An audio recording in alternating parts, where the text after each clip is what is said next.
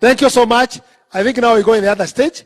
We are going to call the Secretary General, maybe to put the remarks. And maybe shortly, Your Excellency, I don't know whether you are going to give, we have our MPs who have worked very hard for us. You introduce them. We have our MPs hapa, our MPs wetu hapa.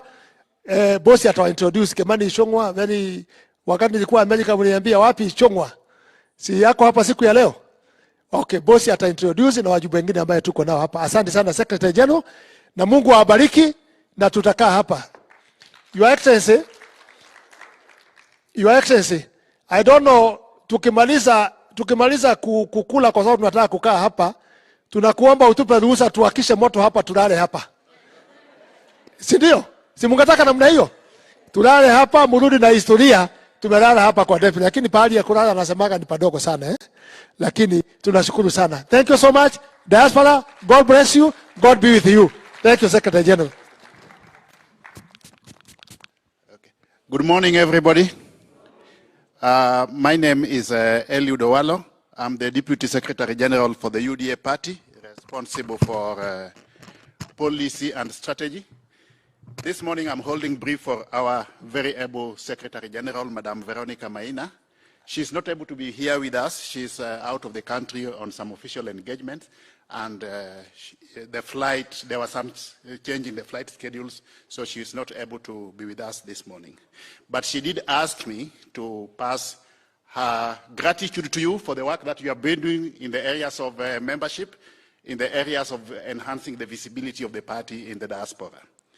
From where we sit as a secretariat, we will remain ready and available to provide you with all the technical and logistical support that you may require to enable us, one, enhance the visibility of the party within the diaspora, two, advocate for our policy positions among various stakeholder segments within the diaspora, and also ensure that there is proper integration between our policy platforms and the integral stakeholder segments within the diaspora.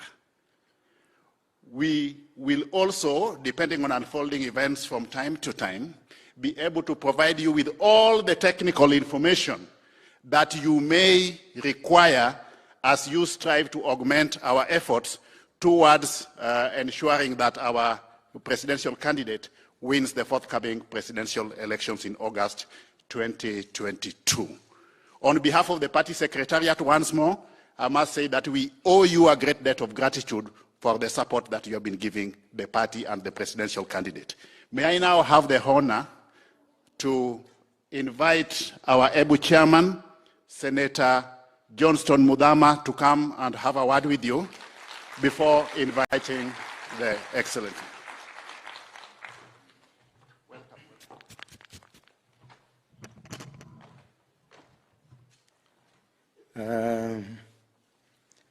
A very big good morning. Good morning to everybody.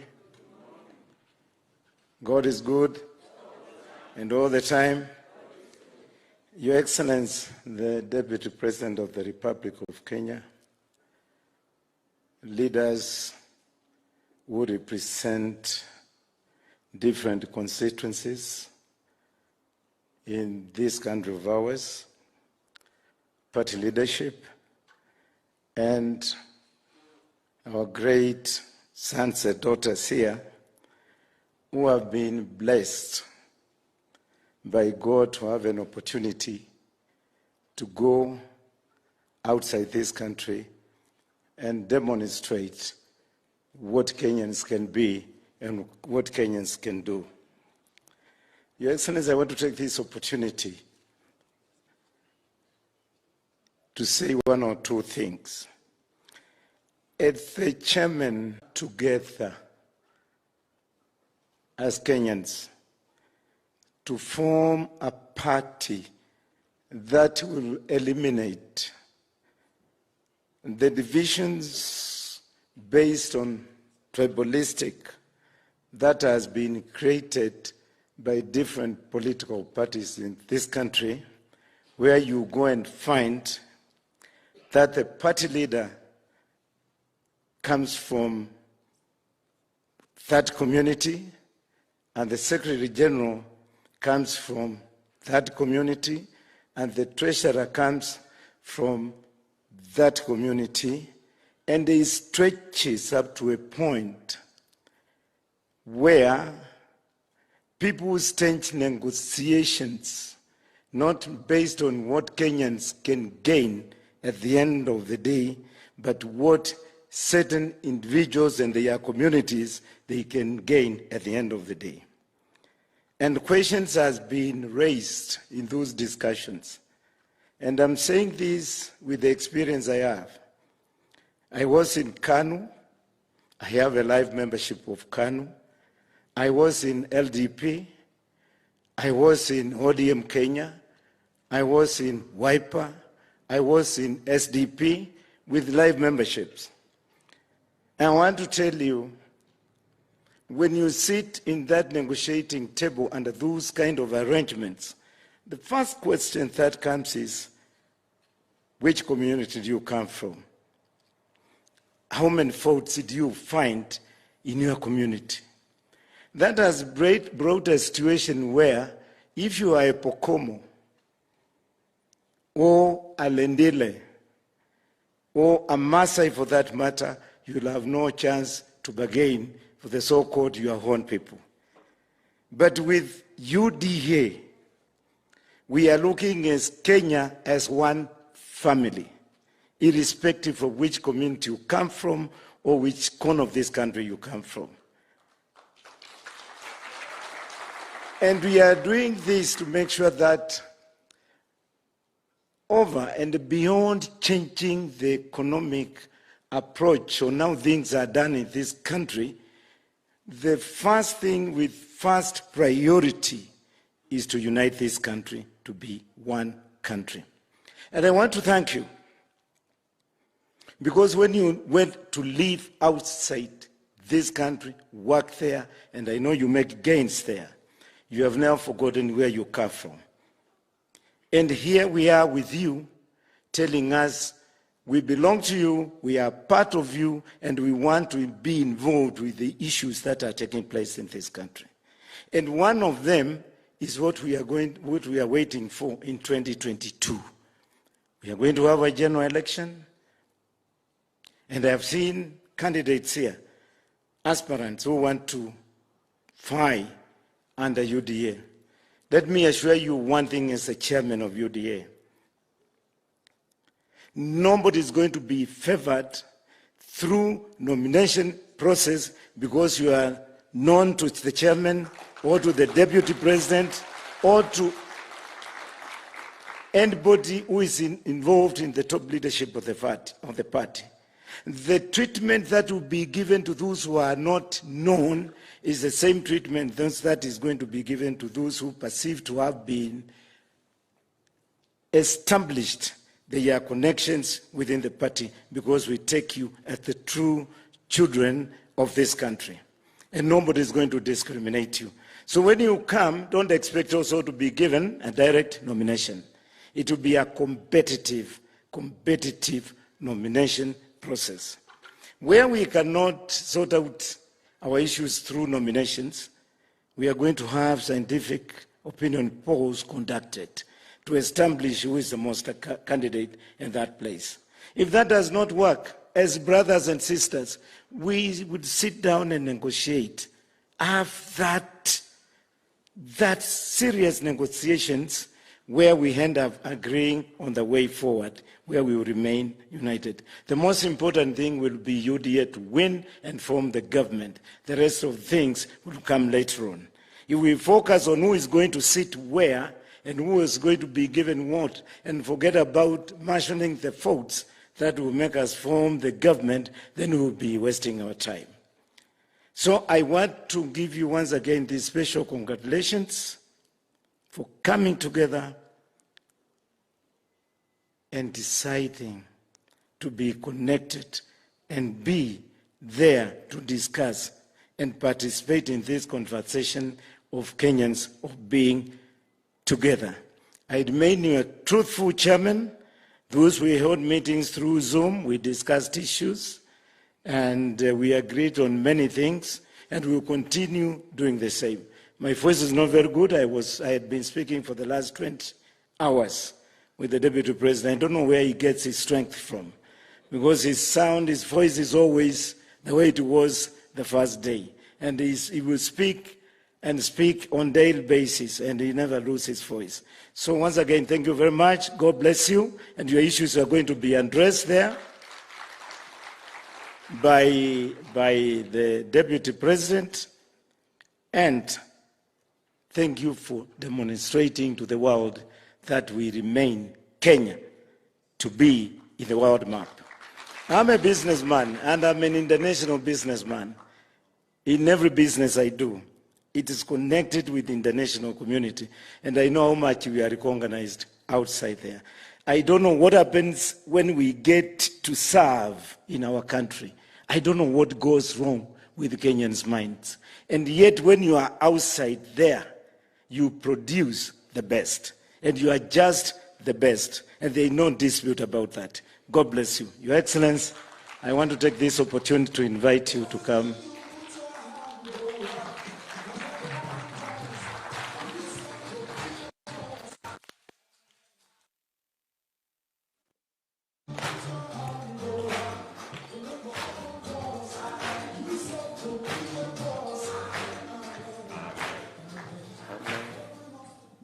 Asante sana. Tafadhali, we can take our seats. The chairman of our party, Johnson Mudama, the chair, Mr. Paul Muite of this great organization, distinguished ladies and gentlemen, good morning. Hamjambo.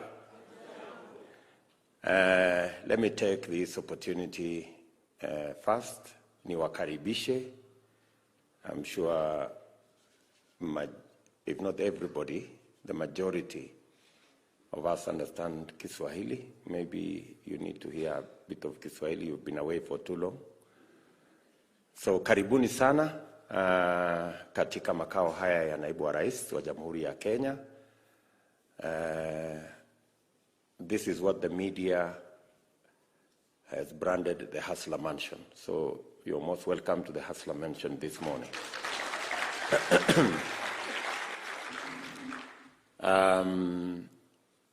Not just today, when you have opportunity at another moment, and when God grants us that opportunity, I want to say welcome today and welcome again when you find time. Let me also appreciate all of you for finding the time to come and participate in this very first diaspora meeting in Kenya. I know we have held diaspora meetings as government, but we have never held a diaspora meeting as a political party. I want to say thank you very much for being the pioneers of building a party with joint forces between those of us who live in Kenya and the many of you who live in the diaspora. I want to say to all of you, congratulations for this very big step. I have been in political party arrangements since I ran for the first time when I was 30. But I have never attended a diaspora meeting in Kenya by a political party. This is the first one. So you people are trailblazing. You're setting the standard. And I know many of you have made huge sacrifices to make your travel arrangements, to make it possible for you to attend this meeting in person. And I don't take it for granted. I want to say thank you very much. And I want to assure you that this meeting will be worth every cent that you have spent to be here. I also want to say It is the highest mark of patriotism if you decide to participate in the governance of your country. Many people, because they are comfortable wherever they are, they have what they need, they don't see the need of participating in politics. But you know that it is said the people who don't vote, the punishment they are given is to be led by fools. You know, so if you decide not to vote or to participate in the governance of your country, others will. And there is a possibility that people will be chosen who may not necessarily be the ones you would want to run the affairs of your country. So the fact that you have stepped forward to participate and to influence and to be part of what will be the governance of your country going forward is a very high mark of patriotism.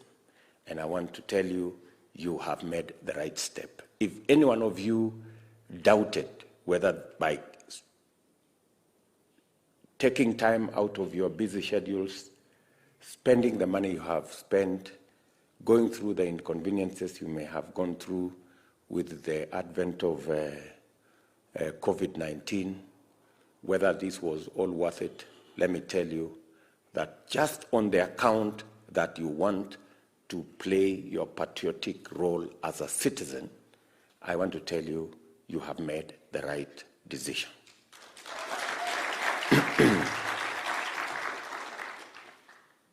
And having said that, I also want to appreciate that for the first time, we are building a political party, and there is tremendous contribution from Kenyans of all walks of life.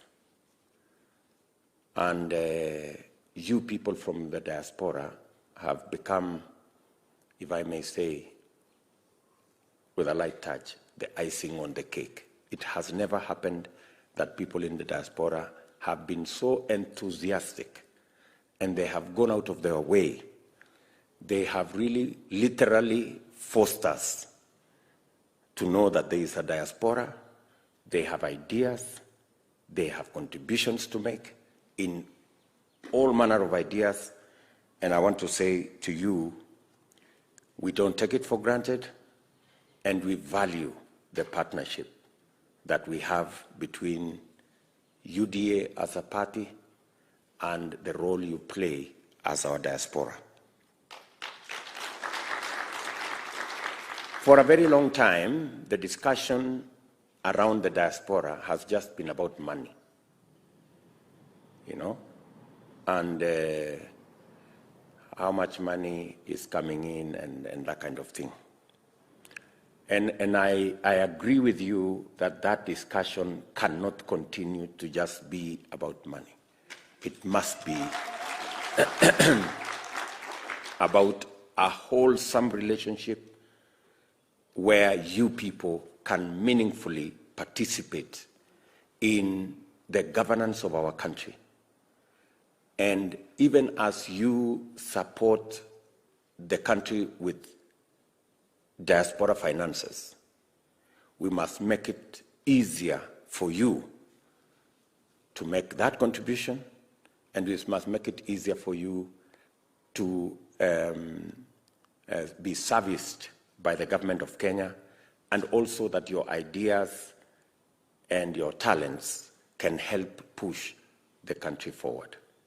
I want to tell you that going into the future, that discussion and the engagement with the diaspora is not necessarily going to be about money. Money is important, but it is going to be about more than money. We're going to look out for ideas, that you have. We're going to look out for contributions in terms of the human resource that we are building outside there. And it's going to be about how we can tap into the talent that exists within the diaspora for us to grow our country locally and our country internationally. Let me also tell you that the journey of building this party, the UDA party, has been a journey that many Kenyans have participated. And it is out of the realization that having built the Jubilee Party as a national party, we managed to move things a lot more faster in the 8 years that Jubilee has governed this country. It became possible to harness the energy, the talent, the ideas of majority of Kenyans because of the national nature of the Jubilee Party until it stopped being one. So the genesis of us putting together the UDA party is when we ran into trouble with the Jubilee Party because the leadership there decided that they changed the way of running things, and many of the party members were removed from leadership positions in parliament, removed from leadership positions in committees, removed from participating meaningfully in any party affairs. It was not possible to have a meeting of the party, and the only meetings that happened in the party were meetings for expulsion of members. So it became absolutely clear that it was time to re-engineer a national political party. And it's because all of us realized the importance of a national political party. The milestones we managed to make as a government, and I am talking as deputy president, the milestones we managed to achieve as government, whether it is the SGR, whether it is the 10,000 kilometers of tarmac, new tarmac we have built, whether it is the 8.5 million people we have managed to connect to electricity, whether it is the 170 new technical training colleges that we have built, were all achieved because we had a national political party that had the capacity to harness talent, leadership, ideas from the biggest section of the people of Kenya. And that being the case, and having practically been part of that journey, we then decided with many leaders that with the collapse, so to speak, of Jubilee, our party, we came up and put together the UDA party.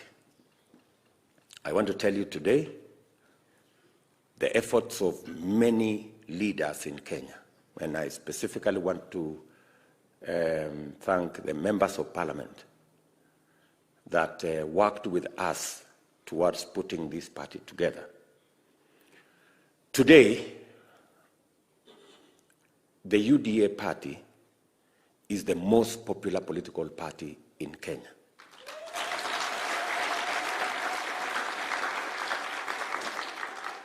And every opinion poll carried out by everybody shows that.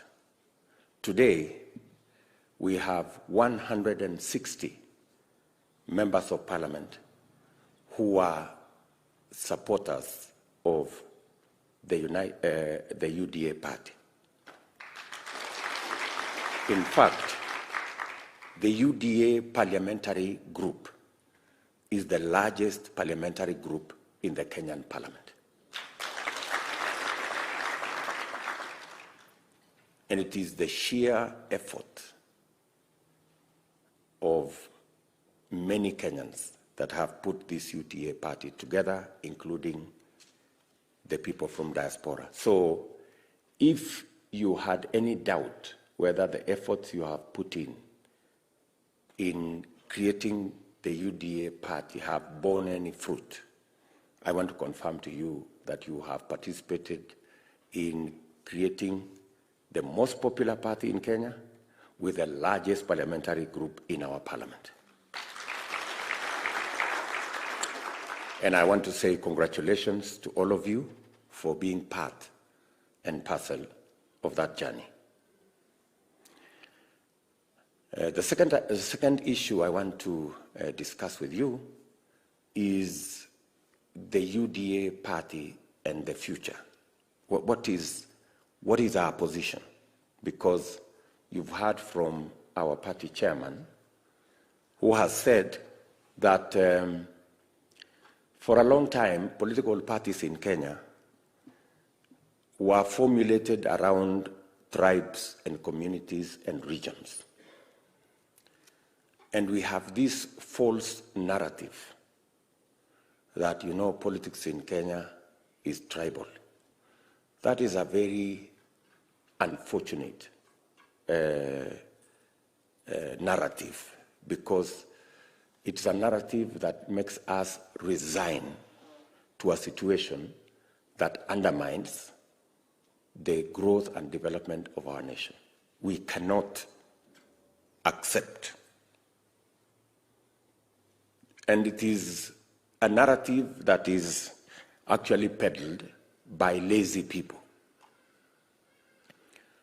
When a politician is unable to develop a proper framework, an ideology that they can use to persuade Kenyans to belong, then they resign to the easy option of a tribal party.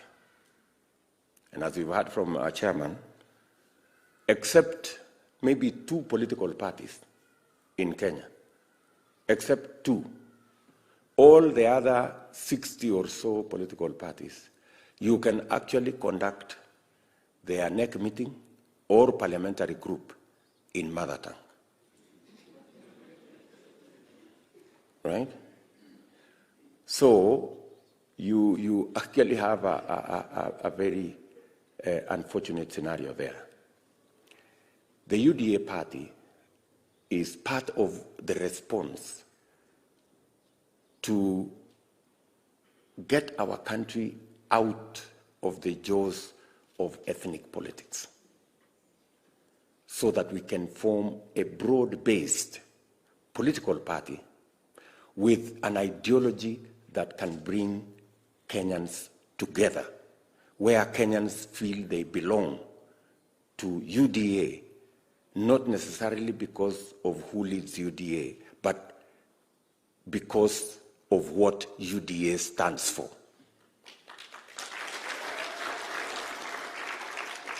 And this is our policy position as UDA. Number one, we believe as a party that the challenge that we must tackle as a priority, and where millions of Kenyans expect us to. And I will tell you of an incident about 2 months ago. Right in this place, there was a lady sitting there, and she was given an opportunity to speak from one of the areas in Nairobi. And the lady had this to say. She said, and she was almost 80. So she said, her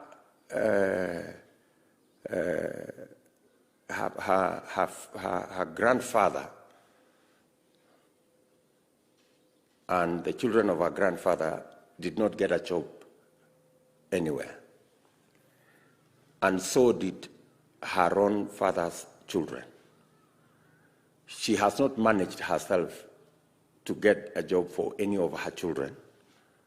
And even her grandchildren, nobody has got a job. So there has been 5 generations in her family, and not a single person has had the opportunity to have a job. That's how serious unemployment is in Kenya. As we talk today, we have 4 million young people out of school with certificates, degrees, diplomas, some of them with masters, and they do not have jobs. So the position of UDA is that the first priority, and we had created a framework under the Big Four, which we were unable to implement because of shenanigans around politics, that next year we must invest. And we are clear where those resources are going to come from. We're going to invest at least 100 billion Kenya shillings in housing, agro-processing, value addition, and manufacturing to create millions of jobs for the young people of our nation.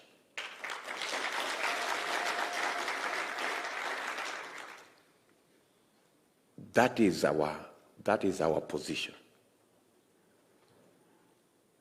Our second item as a policy position, and when we talk about jobs, we are not just talking about creating jobs in Kenya.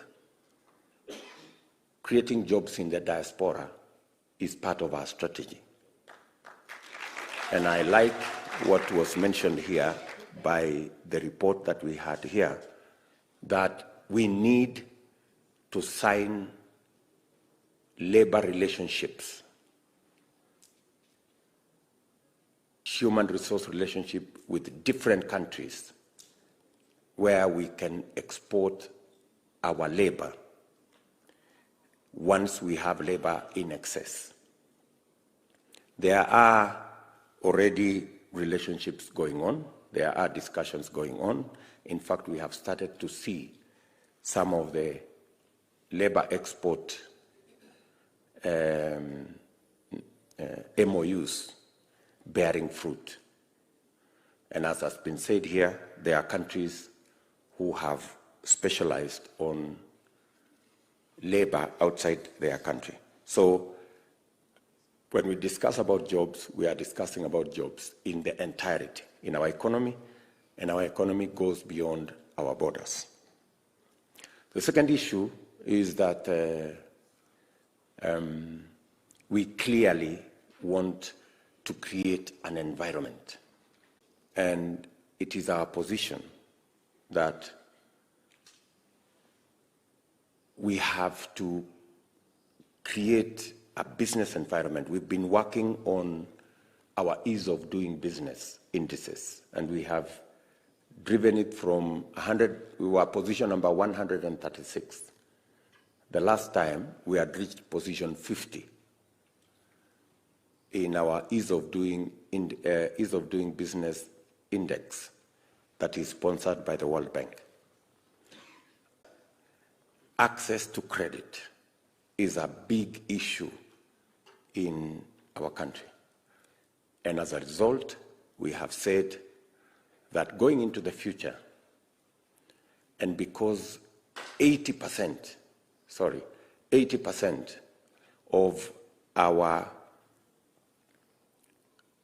business environment is controlled by SMEs, small, medium, and micro enterprises. Next year, we will have a fund funded by the government of Kenya. We will start with the first 50 billion Kenya shillings to be able to make it possible for ordinary business, the small business people, to be able to access credit. You may want to know that today, The small business people pay anywhere between 5 and 10% per day for money they borrow, which is between 2,000 and 3,000% per year. Do you understand what I'm saying? You will not believe it, but that's what it is. Small people, the micro business people, they pay 1,000 times in terms of credit than the big corporations pay, because they have no security, they have no credit rating, and so they cannot access credit in any other way. You may want to know that as a result of that credit ecosystem being what it is today, and I want you to follow the president's speech on Mashujaa Day, 14 million Kenyans are blacklisted on CRB. Do you know what 14 million Kenyans mean?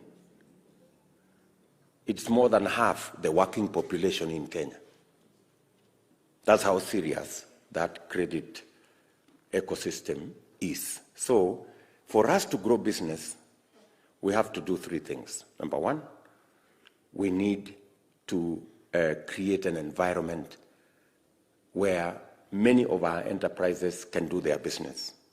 Physical infrastructure, whether it is markets or such other infrastructure that our ordinary business people can do their business. Number two is to create the necessary law to protect everybody's business. Today, many businesses are criminalized.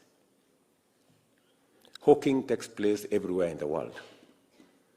It is only in Kenya that hawking is a criminal offense. We have to find the place for hawkers, because there is a business they are doing. So what we do is to hire thousands of personnel to fight hawkers. We should actually reverse it. We shouldn't make hawking legal, but now formalize it so that it is organized and it doesn't become a battle. Yeah, it doesn't become a conflict, you know. Organize it in proper places, with the time, and a properly organized environment. And finally, as I have said, we need to organize the financial ecosystem so that small enterprises can access credit that is not 1,000 times more expensive than the other corporates.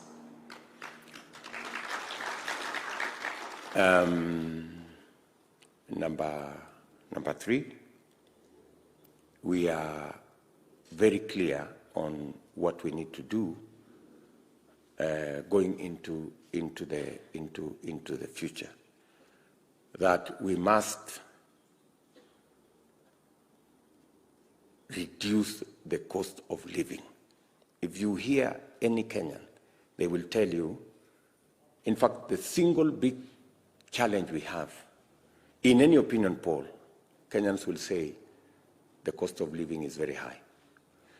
And the only reason why the cost of living is very high is because the last survey we did as government, every Kenyan spends 52, on average, I'm not saying people out there, I'm saying on average. On average, Kenya Bureau of Statistics tell us every Kenyan spends 52% of their income in buying food.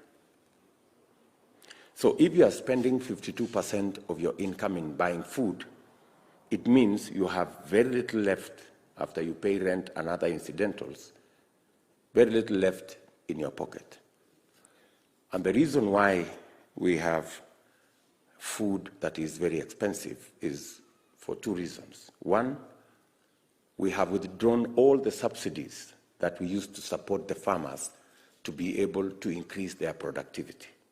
We must go out of our way to increase the productivity of our farmers. Where a farmer is producing 10 kilos, with a bit of support, they can produce 15 kilos on the same piece of land. So that's the direction we want to go, and that means we have to provide seeds, we have to provide fertilizer, we have to provide support that is paid for by government so that we can enhance the productivity of our farmers. It will do two things. Number one, it will put more money in the farmer's pocket. And number two, when we remove cartels and we remove brokers, we will get food to the market at affordable prices. If we can reduce on average, instead of 52% of every Kenyan spending their income on food, if we can bring it to 30 or 35, we will then have more money in the pockets of Kenyans. They can spend more, we can collect more taxes, and we can drive the economy of our country. Point number 4 is we have to sort out our health care system. I know many of you pay hefty bills from wherever you are, and so do we here in Kenya. If there is one big problem that is a challenge to many families and many homes and many people, it is the challenge of health. When we came into office in 2013, the people who had a health insurance, who were on health insurance program, were about 3.5 million, who had an NHIF card. We worked on it because everybody was paying 340 shillings to NHIF. 340 shillings is how many dollars? $3 every month. $1, $2, $3. You know? And so we pushed it a bit. And from $3, I now pay $1,700. $1,700 is what? How many dollars? $17. So I now pay $17. Just moving it from $3 to $17, and not for everybody, for the higher category, we moved our collections from just under 900 million Kenya shillings, which is $9 million, I think. We moved it to 3.5 billion, which is about $30 million, just by moving that small percentage. Now, today, the lower category, you know, the people whose income is like 5,000 shillings a month, they pay 500 shillings, which is 10% of their income. But you as truly the deputy president, who earns 1 million shillings, is paying 1,700, which is not 10%, you know. The small guy is paying 10% of their income. I am paying 5 zeros before 1. You know? Because I pay 1,700. So we have just passed the law in Parliament, which we should have passed in 2018, because our universal health coverage program that was in the Big Four collapsed because of the reggae shenanigans. Yeah? We were too busy engaged in this. Now, we just found time about a month ago after the reggae collapse. we found time and passed the law that we should have passed in 2018. So we now have a law that will allow us to change the contribution schedule from being a standard figure to being what the world is doing, to being a percentage of everybody's income. So that if the lowest category is paying 10%, then we must decide everybody pays 10%. If we think that is too much, then let us pay 5%, or let's pay 2%, but let it be spread evenly in accordance with everybody's income. I want to tell you that even if we settled for 3%, we will move our contribution from around maybe 60, 70 billion shillings every year. We will move it to between 200 and 250 billion shillings every year. And I tell you, we will have a working public insurance, hospital insurance scheme that will sort out all our challenges in matters health. I have committed myself that within the first 100 days of our next administration, we will have a working public health insurance scheme.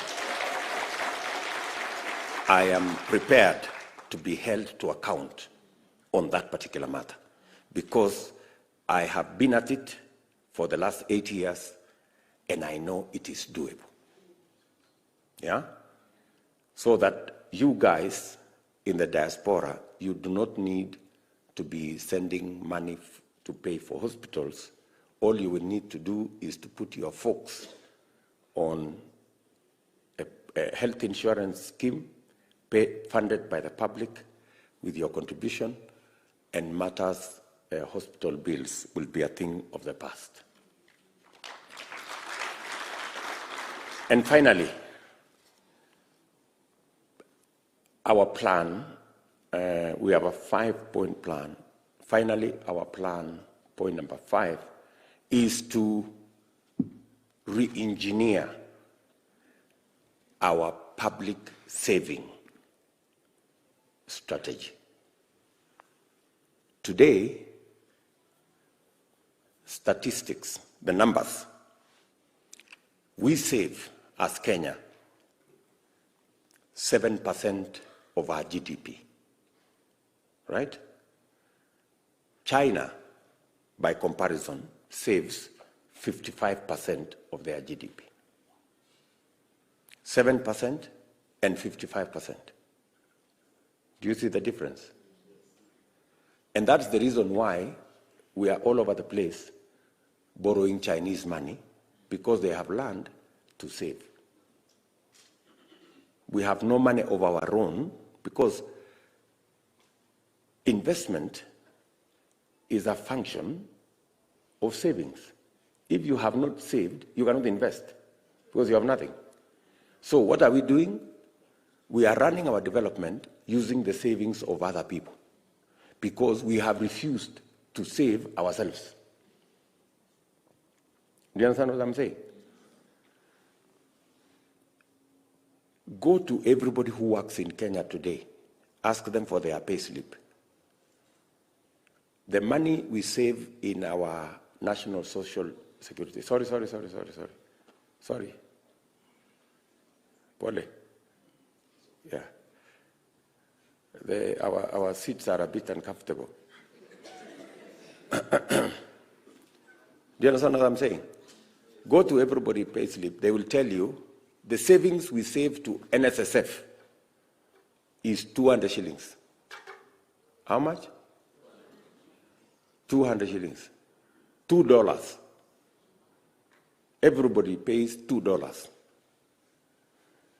Explain to me logically how $2 can amount to any saving anywhere in the world. Do you understand what I'm saying? Uganda across, the law dictates that you save 5% of your salary, and your employer contributes 5% to your saving. Uganda have built the largest social security fund in East and Central Africa, yet we have the largest economy. Sometimes you wonder, maybe sitting where you are sitting, whether what I am telling you is true or because it doesn't look serious. But that's how it is. You know, that's how it is. And that's how simple it is for us to sort out our country. Do you understand what I'm saying? So, we already have worked on the law. We were supposed to have moved forward with it, but because we became busy trying to change the constitution, which we did not, we lost a lot of valuable time. Next year, God willing, we will have the law that will enable us do the honorable thing. In fact, Tanzania built the whole parliament using their own money. They borrowed from their NSSF. Instead of us borrowing money from China, we should begin the journey to save our own money and fund our development using money borrowed from our own sources and pay interest to our own Kenyans and be able to fund our development. Instead of paying interest to Chinese savers, you know, because they did the right thing to fund their own savings. And by the way, take seriously what I am telling you, because that's what it is, you know. So we should be able to turn around our fortunes. And I want to tell you one thing. I am very clear in my mind that within our lifetime, when we are all still there, this country will change in a way you cannot imagine. Before we go anywhere, we don't need more than 20, 25 years. Kenya will be something else. Are we together? This, our country, this one, it will be something else. Everything else you hear, these are just excuses. The most critical thing that we need in Kenya is just leadership. That's all. We have everything else in place. We just need the men and women to make the right decisions for us, and Kenya will change tremendously. And we have a record for it, you know. When we embarked on the infrastructure you heard the president talk about in Parliament, many people thought it was impossible to do 10,000 kilometers of tarmac in 10 years, because we have done 11,000 in 50 years. But we achieved it, right? Many people thought it was not possible for us to connect 8 million people to electricity because 2 million people were collected in 50 years. But we've done it, right? So what I am telling you is doable. We just need to get the right fellows to get it done. And that is why we have assembled UDA to help us achieve this plan and transform our nation. Our problem, good people, our problem is not ethnicity. Are we together? Let us not struggle too much as we are trying to solve ethnicity. Our problem is this. We just need the correct leadership. Hii ukabila ita evaporate. Once everybody can get what they want, why do you want to know who belongs to what tribe? But you know, when people have failed, they start to explain, oh, you know, we have failed here because that community has gotten more than us. You go and check with that community, they have nothing. We are all in the same pot. Hii ni ukora tu ya hapa katikati so that people can continue to be relevant. Are we together? So that is my what I wanted to explain to you. Let me then just conclude by responding to some of the issues you have raised. Yes, we will have a diaspora ministry.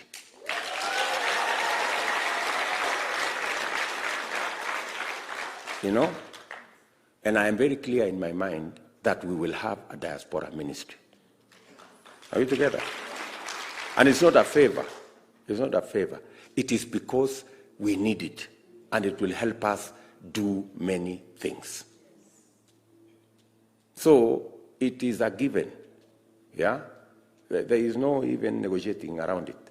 We'll have a diaspora ministry. Number two, we must create financial instruments that will enable you to be able to invest in your country without necessarily being conned left, right, and center. Yeah? We will create financial instruments that will help you invest.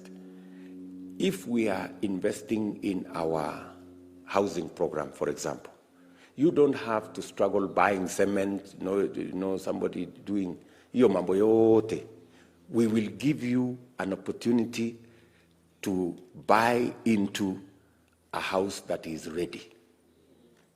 You know? Properly, in a properly organized neighborhood, in a properly secured arrangement where, and it's not just you, all Kenyans, but we will make it easy for you guys to be able to invest in your country in real estate and in every other area that you want to invest. We will make it possible for you to help us invest in bonds that will help finance our development. Today, banks are making a killing by putting their money in bonds, yeah, where they are getting interest of 10, 15%.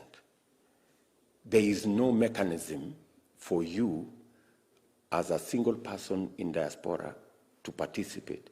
We must structure that bond network so that even ordinary people with $100, $200, $50 can also invest in bonds and get this money that banks today are making.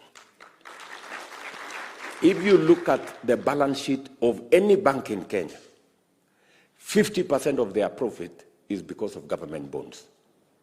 That 50% of money they make should not just be made by banks. Banks should actually not be investing in government bonds. We should get the public, like yourselves, to invest in government bonds.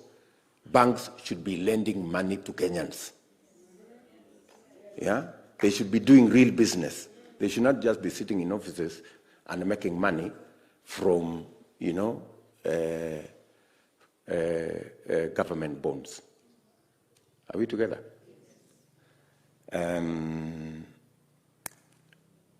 We must, hopefully with a diaspora ministry, the kind of challenges you go through trying to get this paper, that paper, an ID, to renew your passport, to renew this, to get a visa here. We actually came in with the e-citizen platform, which in my opinion, I thought it would have made it much more easier for citizens around the world to get access to government services. I know we've made quite a stride, but there are still challenges, around e-citizen. That is something we should correct. In a world of technology, surely, somebody must not necessarily be traveling 8 hours to go and collect a document, surely. In a world of technology, we should be able to do that from wherever you are sitting, you know.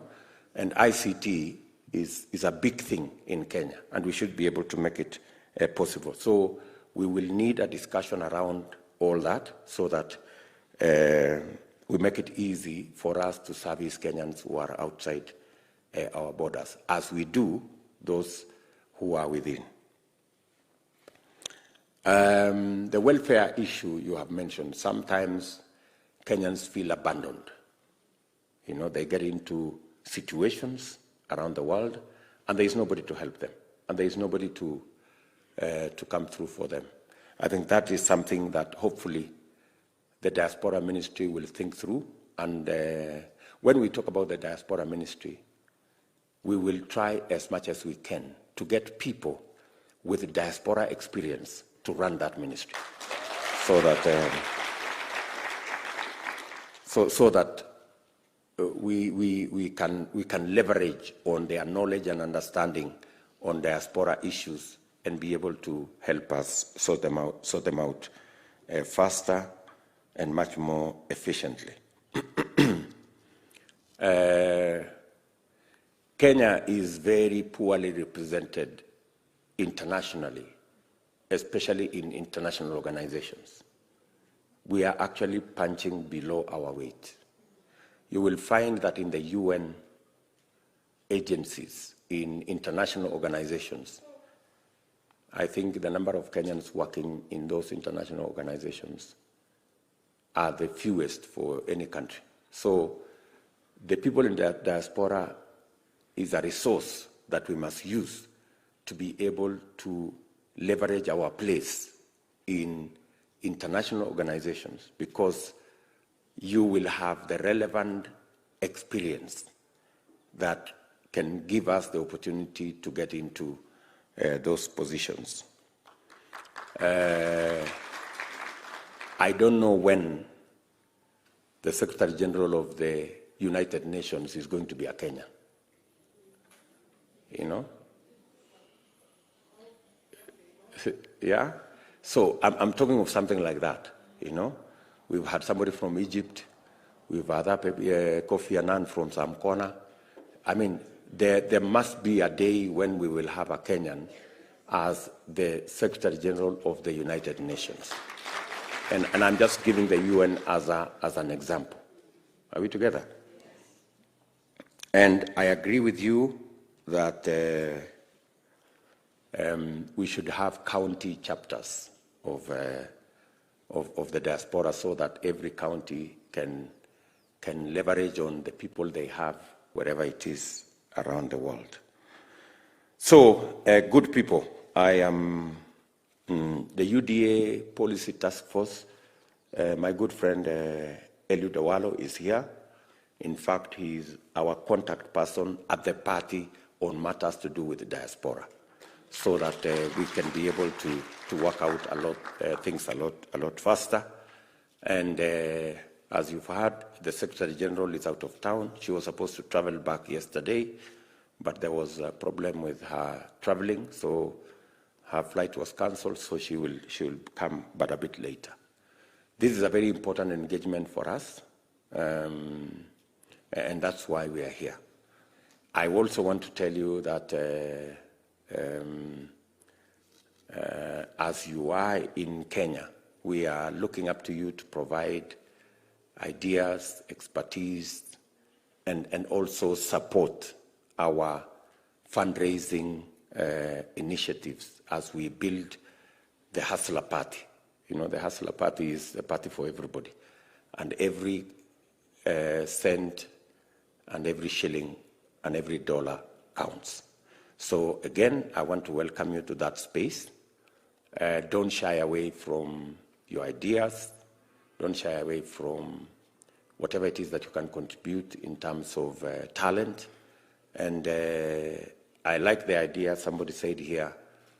We also are working on adopt a polling station, adopt a sub-county, adopt a ward, you know. If we, and the party, Eliud and your team, should be able to prepare packages, You know, what does adopt a polling station entail? What does adopt a ward entail? What does adopt a sub-county entail? How do we create a pool of volunteers? We have so many volunteers already in Kenya, fashioned differently. We have all manner of, we have many groups that have volunteered, formed themselves into Hustler this, Hustler the other, UDA this, and that kind of thing. So that big body of people are the people we want to harness as volunteers to make our push for the party. So I know I have taken a bit of time, but I just thought I need to share these ideas with you so that we are all of the same mind. I will sit here for another 45 minutes to listen to some of the feedback from you guys, and then we will then agree on how to go forward. Sawa sawa. Asanteni sana na karibuni. Thank you.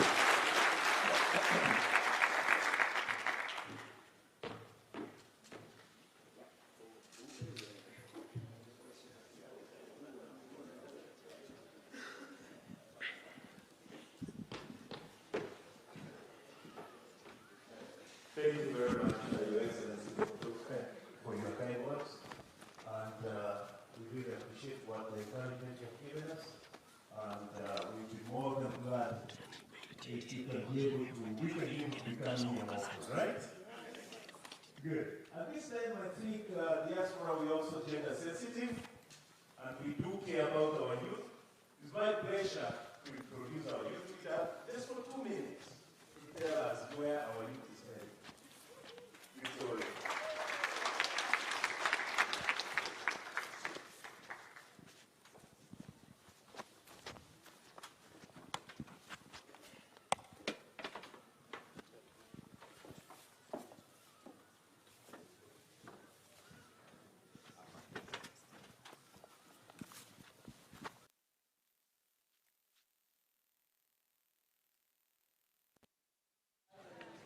Good afternoon. My name is Diaspora from Denmark, as I have presented before. Your Excellency, honorable members, and distinguished guests, and everyone. I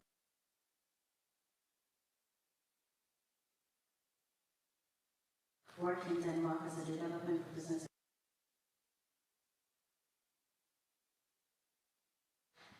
Organization that deals with matters of mental health. And as you have heard, I also represent UDA Youth.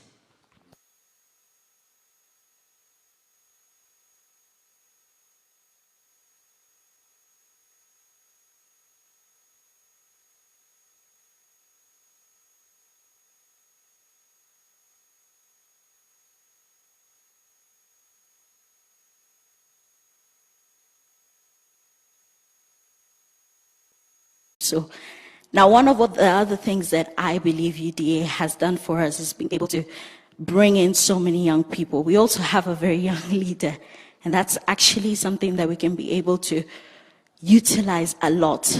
The brains, the youngness, and the ability to be able to be in leadership for a very long period and be able to create change in the country.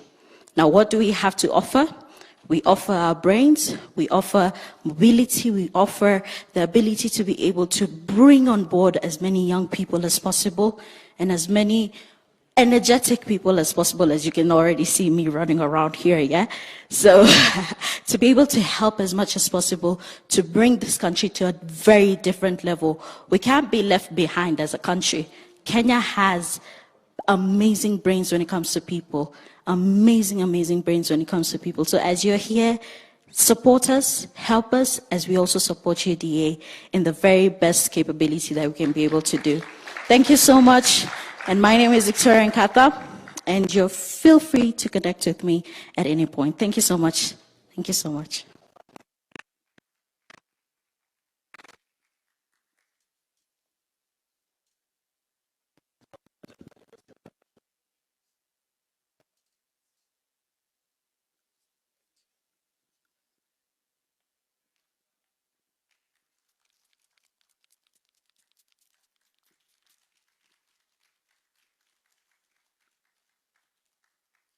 Thank you, Victoria. Now we have come to another session, and I know Diaspora don't go. They have a lot of questions they would like to ask. We are going to do a question and answer session, and I'm going to have only 10 questions. Let's do 3 at a time. From this side, 3, 3, 3. Let's go here. 3 questions before we answer. Go on.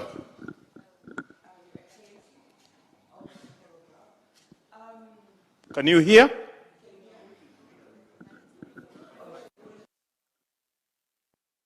Okay, I greet you all protocols observed. My name is Shiki Maloba. I am a sports fanatic. And everything that has been mentioned, I'm sorry to say, nothing about sports has been mentioned. And why I'm saying this is, I think a lot of our income comes from the sports people outside. So now, for example, I play rugby. I played rugby in South Africa. I was one of the first pro rugby players. And why it comes to my concern is when I come back home, my teammates, they play very well. They're good sports people. They get to be poached out of the country. But now, they have no clue. For example, if South Africa comes and gets good sports people in Kenya, who helps these sports people outside the country? There's no one to talk to them. They know nothing. When you go out the country, they don't take your mother. They don't take your teammates. They just take you as a person. They take you to a country. For instance, a country that doesn't speak your language. Let's say I go to France. I don't speak French. I'm supposed to play.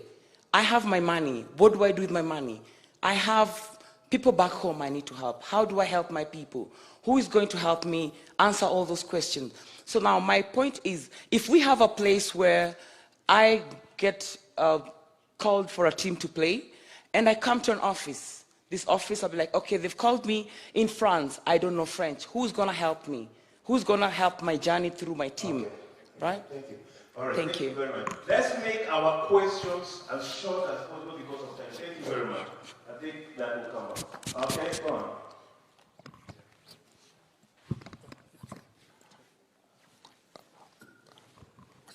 Your Excellency, all protocols observed. My name is Joseph Kasikwe from Jabali, Africa.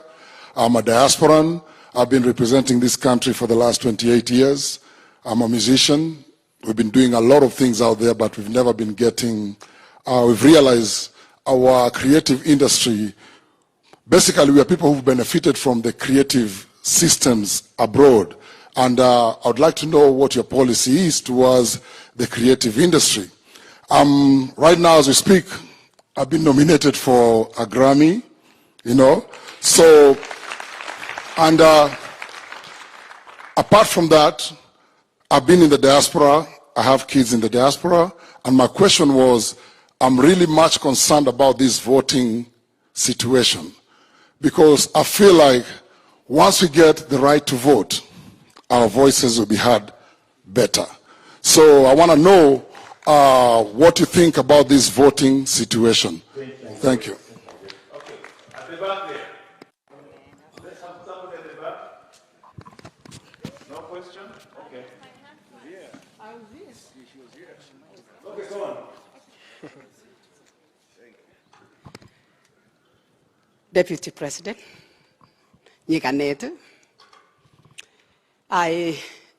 you talked about how you're going to plan the government. You didn't tell us about corruption. When we are out there, we do our stuff. We don't have to bribe anybody to do for us. What we need, we can actually give a tip. So, utaweza kufanya namna gani? If the corruption can stop in this country, we will really prosper. Our country will be different.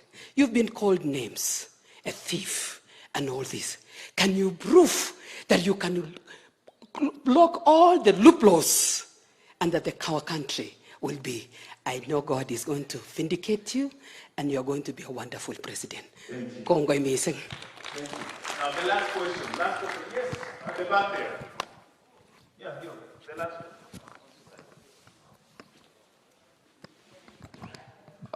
Thank you for the opportunity, and thank you so much, Your Excellency, for the wonderful information you have passed on to us. Now, my question is around the health plans that you have. It is interesting that we are going to have a new law based on percentages. But here we are, people in the diaspora. When we look at the law, basically, you find that this package favors the residents of Kenya.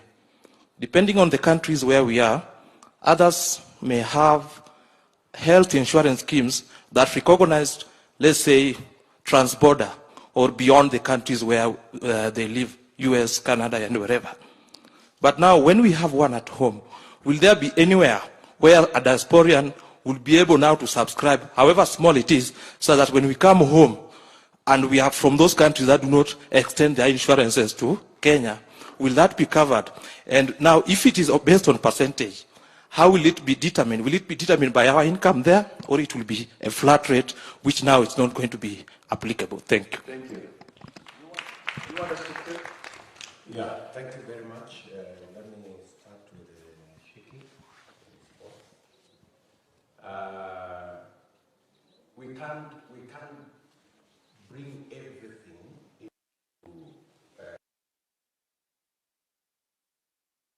planned. We are pitching through the 5 principles, but everything else is covered. We have a plan on education, we have a plan on sports, we have a plan on creative industry, and what the thoughts are is in our bigger manifesto plan. What I just said here, the 5 points, is what becomes the central, the center of our drive. But all the other issues you have mentioned, the value of our sportsmen, the value of the creative industry, we must set up the infrastructure to support our creative industry. We have a whole chapter on what we intend to do in our creative industry. What we did last as a government was to take all the funds that we collect from gambling and that kind of thing and put them in a fund where we use, because the biggest problem we've had is the resources to invest in building creative industry infrastructure, studio, facilities in stadia. In fact, you may want to know that we are in the process of completing the big question of stadia, and we did isolate money using, as I have said, money that we get from gambling and such, so that it is dedicated money that cannot fund anything else, but can fund our sports infrastructure and the creative industry. And we have a fund called the Sports and Art Fund, which we created the last 3 years. And it has seen a lot of tremendous growth in our sports space. And I think I've touched part of the issues you guys there raised. The issue on corruption, this is my position on matters to do with corruption. The biggest problem with corruption in Kenya is when it becomes politicized. The biggest challenge we have is, and I've said this, there is one statement Willie Mutunga, our former Chief Justice, said, that for the time he was in office, the hotline, which normally is the line that the president uses to call people at a certain level, he said that hotline never rang. And not that it was faulty. Kibaki did not call anybody to do anything. He allowed the institutions to function. Right? My position in matters of fighting corruption is to make sure, as we have done under this administration, to make sure that the DPP has the software, the human resource, and the financial resources to discharge his responsibility. And so must be the courts. Today, the courts, and I said this in Bomas when we had this BBI thing. Today, we have a judiciary fund that has never been operationalized. And judiciary gets 40% of the money it is supposed to get for them to discharge their responsibility. The judiciary, in accordance with the law, is supposed to get 2.5% of our budget. They get less than 1%. And with a judiciary undermined that far, it becomes very difficult to fight corruption. Right? We put a lot of resources in the investigative agencies. My position is that the fight against corruption will succeed when we capacitate all the institutions charged with fighting corruption and we remove politics from it. As so long as there is a clear push that people are prosecuted politically in the name of corruption, we will never win the fight against corruption. And it is almost public knowledge today in Kenya that you can be as corrupt as you want so long as you have the right friends. As long as you are not a friend of William Ruto, you can be, as long as you don't associate with William Ruto, you can steal anything you want. Yeah? And it is so obvious that people will tell you today in Kenya that I have to be a friend of so-and-so so that I am not charged in court for corruption. Are we together? So the moment the people of Kenya are of the perception that the war against corruption is not about those who have stolen. It is about those who do not have friends in high office. Then the war against corruption is lost. My position is that we need to eject politics out of the fight against corruption, and we need to support all the institutions charged with the fight against corruption, including oversight. Today, if you do not even have a properly functioning opposition, how do you hold government to account? You know? If all efforts are being made to recruit the opposition into government so that they shut up whenever wrong things are going on, that's going the complete wrong direction. That's why my position is we should have institutions, oversight institutions, whether it is the opposition, whether it is the committees in parliament, whether it is the office of the DCI, the EACC, and the only instruction they should have is not from any politician, but from the law. That should be our position, and that is my position.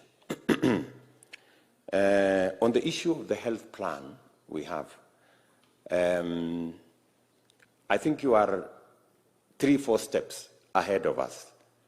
I think you just need to be patient, yeah?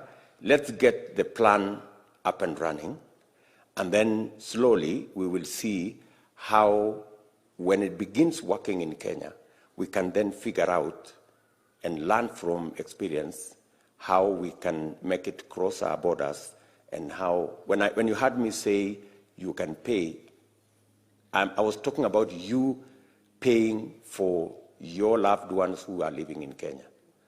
I am very sure wherever you live, they could be having a better plan than we do, or a working plan at the moment. And maybe if it is not, then we will all work together and see how that can work out. Okay? Maybe you can take another 3 or 4. Thank you, Excellency, for those answers. I think we are going to go for the next 4 questions. It's only fair on this side. Yes, sir.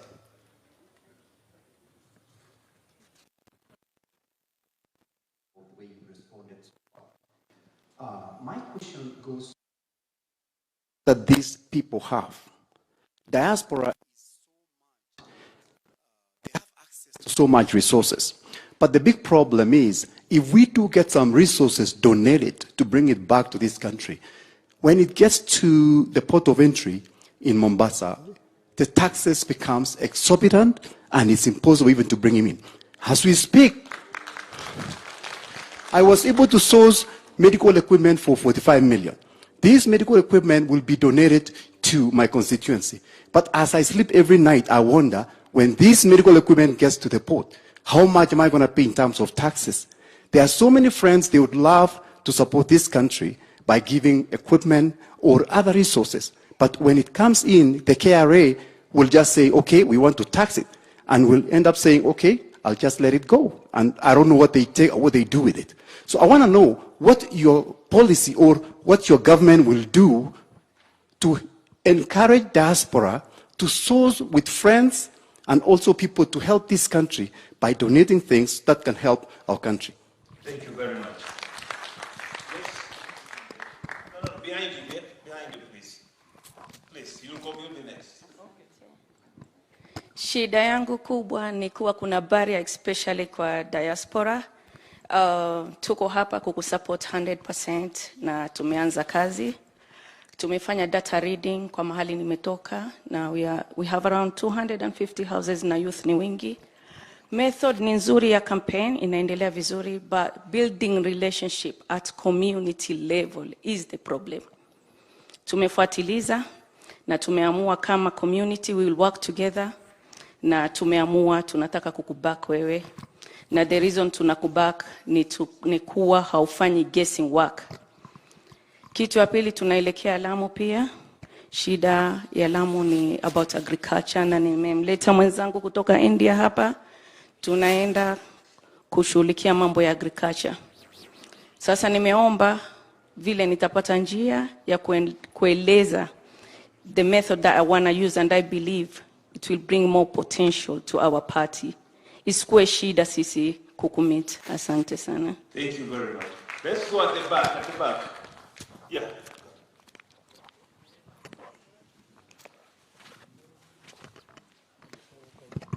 Yes, thank you so much, Your Excellency. I'm called Swamiko Victor. I come from Uganda. I have 3 questions to Your Excellency. Number 1 is, last year we produced a lot of maize in Uganda, but our farmers were denied to access maize to Kenya. That they say that our maize were toxic, yet people from Uganda were eating the same maize. Number 2, the issue of, in Uganda we have what we call parish model, parish development model. It is exactly like bottom up. I was just emphasizing that, Your Excellency, the Deputy President of Kenya, that motto of bottom up, it has started in Uganda. But the only difference of Uganda is parish development model. It is exactly the same. And in Uganda, it has started working.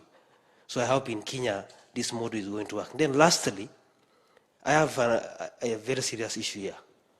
We have our people in diaspora who have finished schools. But sometimes when they apply for jobs in Kenya and they studied from Uganda or other parts of the world, they are denied access to jobs because they studied from different countries. My concern is, how are you going to sort that issue out so that we are all treated equally? Then I appreciate you by saying, the likes of Dindi Nyoro, Ichungwa, Susan Kika, some of us in Uganda, we really follow you people. And if you talk about Deputy President of Kenya, if you talk negative, even they can kill you in Uganda. We love you, Deputy President. Thank you very much. Okay. The lady in the yellow there. And that's the last question. Praise the Lord. I'm glad we are dining with the King, and we will never be the same again. I'm Janet from UAE. I've worked for the airline for 15 years. And mine is not actually a question. It's actually to see how you can UDA can help us or empower us, because our employers there trust us. From 2019, I've been trying to get a landing right for our airline, just trusted by my employee, but I'm not able. And this landing will create job opportunities for so many Kenyans, because I negotiated that. I told them, if I get the landing, will you guys bring expatriates, or you will employ our people? I thought that was the winning card, by trying to speak to the people I was told to speak to, that they will give us the landing in condition that our people are the ones who are employed. But I have not bore fruit since 2019 November. I have even asked letters to be written to the ministry, but there is no reply. We have so many Arabs who want to invest. They even gave me another project on machines that produce water from the atmosphere. And I also put a negotiation card, like, train our people so that we can be servicing these machines. They gave me 2 machines worth millions. They are here. When it arrived here and it's a donation packet, I had to pay millions to for taxes. So how do we combat all this? Because we have opportunities where we can help our sisters and our brothers through patriotism and the love of our country. But we have barriers. Barriers that only God can help us. And God equip you because of the young mind and the fresh anointing that will be there for you. You are our Moses. We love you. Thank you. Thank you very much. Gentleman from Oslo. But, here, my good patron also had a similar problem. In fact, the things he had managed to get were auctioned. So, now, you see, we have a background. The background was, once upon a time, the law permitted that, gave discretion to the Minister for Finance to waive taxes on case by case on items that were imported into Kenya. That discretion was abused. So when we developed, or when Kenyans were rewriting the Constitution in 2010, they actually locked the doors and the windows and everything. And they said, everybody must pay tax. It was in response to an abuse on the tax system that was used by a few people to benefit people in different ways. That's what we have as a problem today in Kenya, that the law, the Constitution actually, it's not even the law, the Constitution demands that taxes are paid on everything. Now, we will progressively have to deal with it because we have lost many opportunities, as has been said here.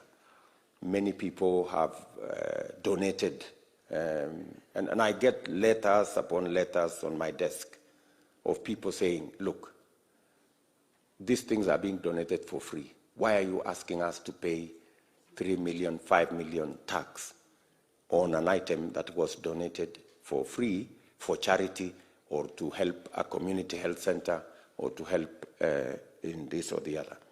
That's a discussion we must have, and that's a discussion within government we must look at critically. It is not something that you're telling me. It is something that is present on my desk every day.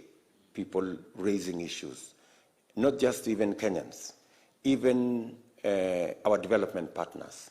They are concerned that even when they want to donate something, you know, you're giving somebody something for free and he's telling you, pay so that you give me. You know, it doesn't make sense, you know.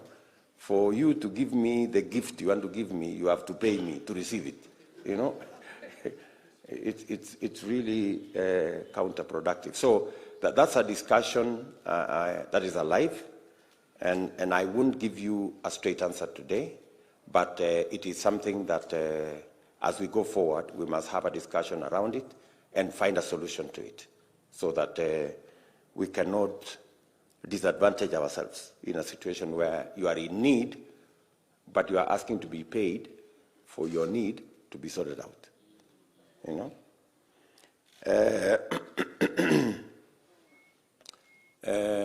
My good lady there on what they are doing about community relationships and trying to build a network of support around different communities. We will wade through those because approaches are different. One community to another community, the approach is different. We have cultural issues, we have customer issues. We all have to balance how we drive our agenda. I know you have said that it shouldn't be very difficult for you people to meet me. While that is very true, and I try to be as available as I can, but I'm just one person, you know. It's not possible for me to meet everybody. And that's why we have a party structure. That's why we have all other structures to help support this whole effort. Eliud Owalo here will also help you on matters you have raised on the contributions of ideas in agriculture.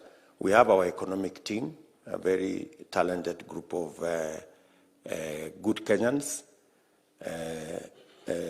My good brother Eliud is a member of that team, and he can facilitate a meeting between whoever you want us to meet with our team, and we will be able to tap into the good ideas on farming that you have, and we can be able to bring them on board. I think Eliud, you can facilitate that. I agree with the gentleman from Uganda that we have challenges of imports of maize, and we just need to help our people in Uganda. I am among the people who import maize from Uganda for my chicken, and there is a real problem with maize from Uganda, I must tell you. In fact, we just stopped importing maize from Uganda because the cuckoos became sick. And largely, it has nothing to do with, it's just the handling, because most of the infrastructure, you know, people dry the maize on the road, so the maize come when it is already brown, and it becomes very, there is a small problem which we can deal with, you know, in just matters of handling the maize, but it's not an excuse for people to lock the gates against the maize coming from Uganda, because Uganda is a very big source of maize as Tanzania is for Kenya. Maybe when you are talking about the way it is handled so that it gets contaminated and then it brings challenges, we have to work as countries to be able to sort out that problem. The parish model in Uganda is you are 100% correct. It is the bottom-up approach. And that is why, for those of you who are here, Uganda used to be our #1 destination for exports. You will be surprised that today, Uganda exports more to us than we export to them. And it's because of what Museveni has done with that bottom-up economic model. He has created production. We have challenges with maize, as that good brother has said. We have challenges with sugar. We have challenges with eggs coming from Uganda because they now produce more than we do, and their price is cheaper than ours. Do you understand what I'm saying? So the thing has actually reversed, has gone full circle. Today, we are exporting less to Uganda, they're exporting more to us. Yet they used to be our #1 export destination. It means we have to really think about our model, and that is why I have come up with the proposal of the bottom-up economic model so that we can fire our economy from the below, where we have the majority of our citizens. I appreciate your support, all of you. I don't take it for granted. I know it comes with a lot of emotion, and it's all because we all want the best for our country. Janet, the whole issue of an opportunity to have landing rights is not quite a commercial issue. It is also a very big political issue. Maybe if I would get somebody to discuss with you how that goes, because it's not a straightforward commercial issue. There is a lot of politics in being allowed to land in a country. We struggled to get Kenya Airways to land in America. It took us quite a while, and a lot of you must do this, you must do this, you must do the other, you must do the other. We just signed, when the president was in South Africa, some collaboration between our two airlines. It's normally handled at a very high level because there is a lot of politics around it, and where you fly, with who. You know, when you have landing rights in one country, it affects your landing rights with the next country because of the relationship between your country and that other country and the other country. Sometimes there are countries, because of differences, you cannot be allowed to overfly a certain country. So there is a lot of geometry around it that eventually informs a decision whether you get a landing right or not. So again, I sympathize with your frustration in trying to get some of our people employed using your airline. But maybe if it is something that is brought to our attention directly, we can be able to advise on what needs to be done and clearly know whether there is a possibility or not, right? So that we can all move together. Maybe we can take the last two questions or so, and then I can allow the MPs to speak.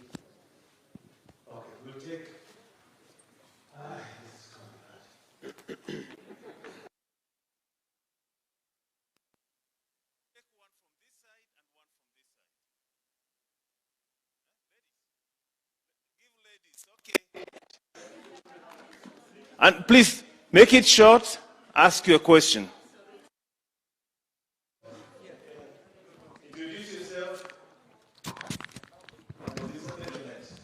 Thank you, His Excellency, the Deputy President, honorable members, and the delegate. My name's Joki Dhuku. I'm the daughter of the late Harry Dhuku, the freedom fighter. I'm happy to be with you here this afternoon. I have three questions. One is about the freedom fighters. What plans do you have for the freedom fighters who fight for the freedom which is making us to be here where we are today, including my dad and the other voiceless freedom fighters?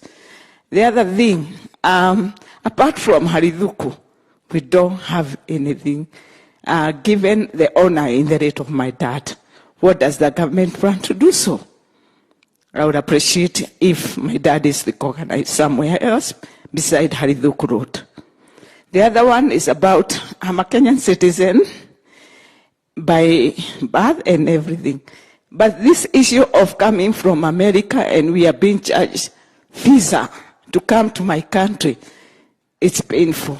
Why are we being charged? Why are being charged visa to come to our country? Thank you. Thank you very much. I'll take one more here, and yes, to the gentleman in the red. And that's the line here. We'll go to the next. Thank you for the opportunity. My name is Mombi, and I live in Dallas, Texas. My question is for the sake of those who are doing business in America or any other diaspora country. I have a Kenyan restaurant in Dallas, and it is so difficult for us to get items that we need to be able to promote Kenya and sell Kenya. And a good example or case in point is Tusker. I have made an effort for the last almost 10 years trying to get direct authorization to be able to get items like Tusker and spices, which now have been allowed, that is okay. But even with the help of the embassy, you still cannot even make a step forward. With all GOA rules and all that, there is no reason why we should not be able to get it directly and have that done by a Kenyan instead of that being given to an American and has a contract for more than 50 years. Thank you. Thank you very much. Okay, last question. Introduce yourself and make it short. Thank you so much. Good afternoon, everyone. Your Excellency, the Deputy President, thank you so much for welcoming us to the Hustler Mansion this morning. Once again, my name is Eliud Mwana Kipsang. I'm the person or the chairperson coordinating the East African region, the 4 countries of Uganda, Rwanda, Tanzania, and Burundi. Earlier on, the gentleman here asked about the voting, which, Your Excellency, you didn't answer. And I'm so passionate about it because we, the East African region, have been participating in elections since 2013 into 2017, and now we are going into 2022. And we are not just here to discuss about money or about anything, but how are we going to contribute to the vote basket come 2022? And that's where my passion is. And in the East African region, we've called ourselves the +1 team. William Ruto here to be president in 2022 needs 50 + 1. And for him to get that 50 + 1, he actually needs a 1 vote from the diaspora. And that's why we are saying, let's put our focus also in the mobilization of votes. And we're extremely happy that the IEBC is trying to extend the voting rights to other parts of the world. And the registration of all voters in the diaspora is starting on the 2nd of December, and it will be ending on the 20th of December 2021. And I'm calling upon all of you, my brothers, who have made it here today, my sisters who have been able to make it here today, and those of us who have not been able to travel with us, let us all turn up and register as voters in the different embassies and different consulates that we are going to be working with. So as UDA East Africa chapter, we are doing a number of things to mobilize votes. And we also have musicians that we've come with a musician who would like to also present you the song that he has been able to compose for you. And it's doing a lot in the East African region, trying to mobilize the votes, trying to make them go and register as voters. Thank you so much.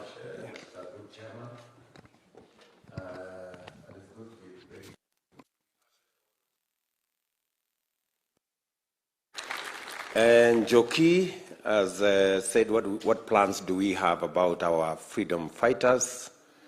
You may want to know that this is something that we've thought through. There is a huge development that is going on now at Uhuru Gardens. We hope that that development at Uhuru Gardens will provide a basis for us to have a memorial museum for our independence and all the people who made their contribution. There is a huge museum that is being done as we talk. If you pass by Uhuru Gardens, you will see there is a very big development that is going on there. I remember I traveled to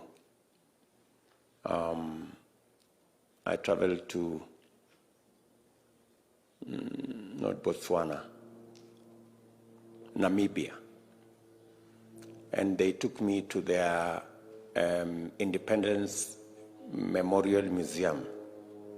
And when I came here, I had a discussion with President Uhuru Kenyatta, and we had a long discussion, and that's how we ended up with the investment we are making at the Uhuru Gardens.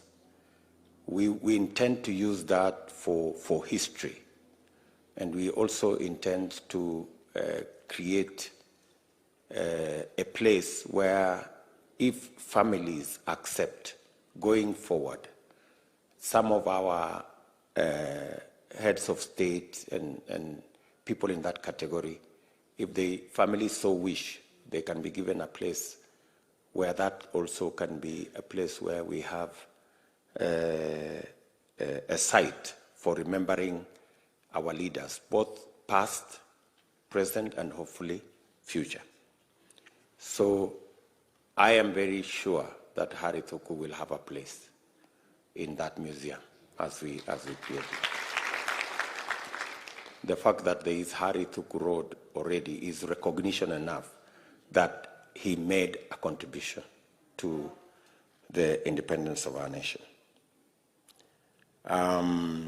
The issue, the matter of visa, we have this dual citizen. You are not a dual citizen. You are. So why are you paying visa if you are a dual citizen? Because you should be able to use your Kenyan passport to come back home.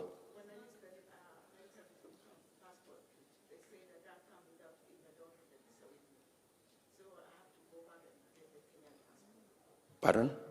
When I use the US passport, they say that I cannot come to Kenya because I don't have the visa. So I have to go back to the house and get the Kenyan passport so that I can travel. So my question was, why do we have to pay for Kenyan passport if we want to use the American passport? Why do we have to pay for the visa? Because we are American by naturalization, yet we are Kenyans by birth. I think it's a smaller issue, madam. I think it's a very small issue. I think, if you get to the airport and your passport says you are American, they just treat you as an American.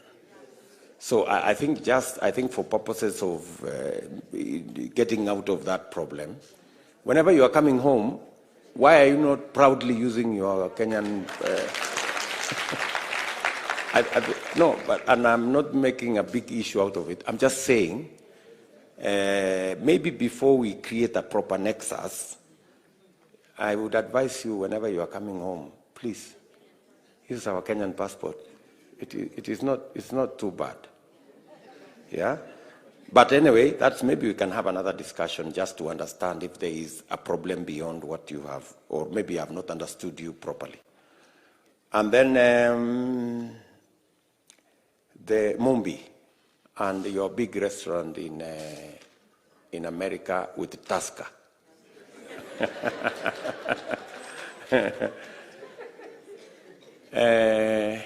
It's really wonderful that you are thinking about a Kenyan drink, Kenyan recipe out there, and that kind of thing. Again, we live in a world that has trade laws, So every country wants to protect their industries. They want to make sure that if it's not being produced in their country, there must be, how things are done. I don't understand fully what the issue is. I know you've said there is only one person licensed to be able to do that. Maybe there needs to be a discussion so that it's not so restricted. If it is already allowed that it can be sold in America, then we just need to make it that much more easy. And I hope with my proposal to have a diaspora ministry, I hope these are some of the things that we can straighten out much more faster. And hopefully, again, maybe we can help Njoki with her passport issue if we find this diaspora ministry to try and sort it out. Yeah? No, I'm saying that passport maneno. And then voting. We all would really like, every Kenyan to vote. It is a right. It's a right that must not be denied in any way. But the capacity of our IEBC is something that we have to work on, you know. Our IEBC, we must accept, has had challenges from the Kivuito days. And to be able to develop the trust that they indeed have the capacity to run a free, fair, democratic, verifiable election is a big challenge. So sometimes, because of the pressure that is there on IEBC locally, they try to respond to the pressure locally and try to manage things locally, and they think, in their opinion, that maybe stretching themselves too far into the diaspora, which they are doing gradually, may undermine their capacity to have a free and fair nomination. I think we just have to be patient, that process is not static.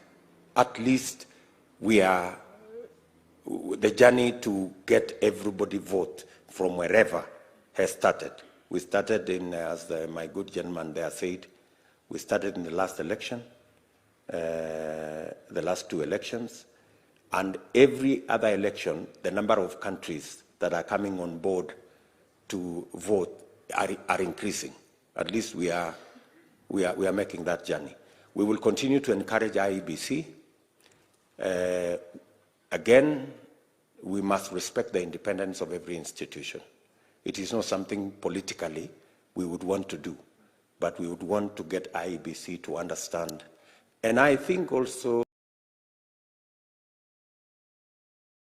it is good for you people in the diaspora to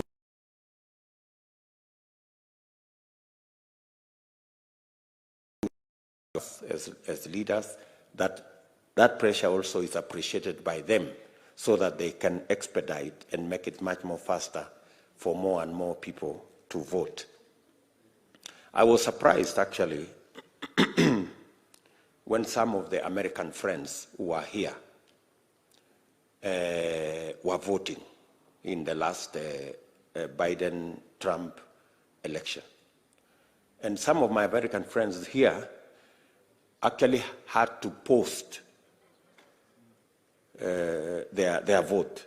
You know, they had to get the vote earlier, you know. And, you know, that can be very controversial in Kenya, that, you know, that there are people already voting when, you know, so it's quite something we have to really think about. And you saw, even in America, there was a controversy in court as to when did the posted votes arrive? Were they counted? Did they arrive in time? Or there some of them arrived, but it was already beyond the day of voting. So there can be quite a something there, which I am sure IBC are afraid to deal with. They are still trying to build trust that they can handle actually an election. And so I think we just have to, together as Kenyans, continue building on that, on the trust and capacity around IEBC, with focus on making sure that everybody exercises the right to vote. I think it's a huge question that there are Kenyans who cannot, even though they are desirous of voting, they cannot vote. So I think that is something that we will.